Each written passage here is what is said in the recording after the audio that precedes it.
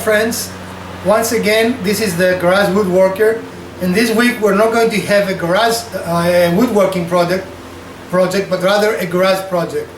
My garage door has developed a droop on one side, and I will show you how to fix that in your own garage door quickly and inexpensively. As you can see, the garage door is sagging horribly on this side, and as a result the pin is actually sideways. If this is not addressed, then in a very short period of time it will actually break the pin or sag even worse, and you will need a new door. I will show you an easy way to fix this problem, and fairly inexpensive as well.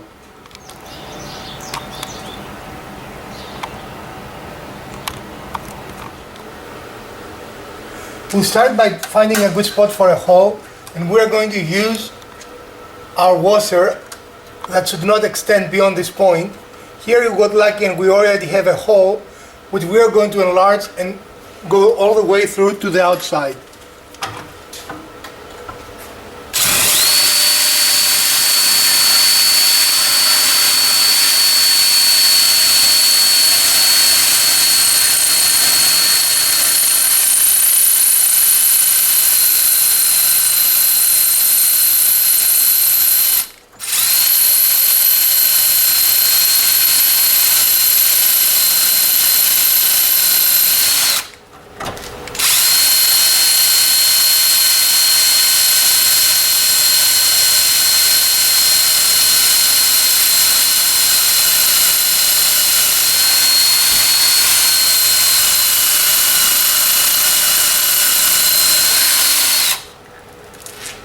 This is a lengthy process, so I will see if I can find a carbide bead that might be a little faster.